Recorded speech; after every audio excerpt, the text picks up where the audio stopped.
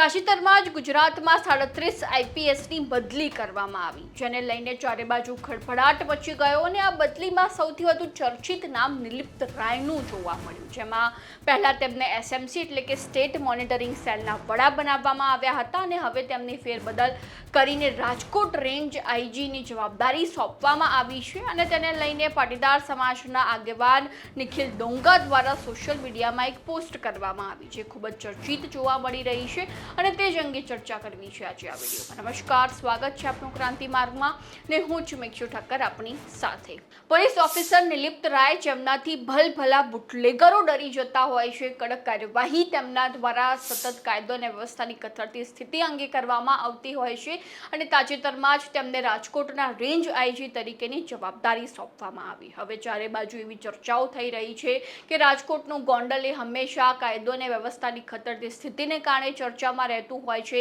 ખાસ કરીને જયરાજસિંહ જાડેજાનું નામ ખૂબ ચર્ચામાં રહેતું હોય છે। તો શું નિલિપ્ત રાય દ્વારા જયરાજસિંહ જાડેજાની સામે કોઈ કાર્યવાહી કરવામાં આવશે કે કેમ? કારણ કે ભૂતકાળમાં જે રીતે તેમના ક્રાઇમ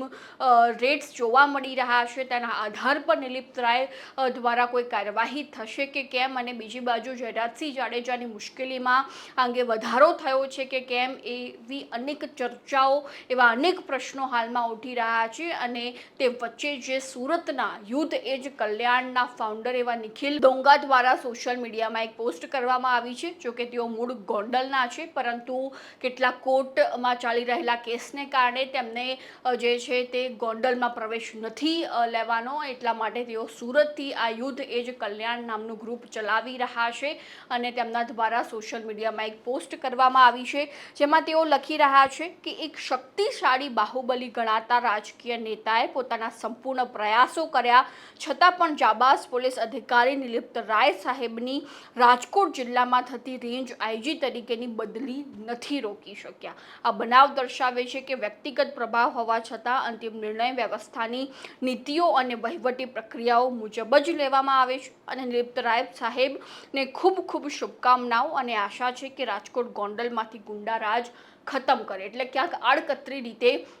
નિખિલ ડોંગા દ્વારા જયરાજસિંહ જાડેજા અને ટાંકીને જણાવવામાં આવ્યું છે કે જે રીતે નિલિપ્ત રાયની જે બદલી કરવામાં આવી છે,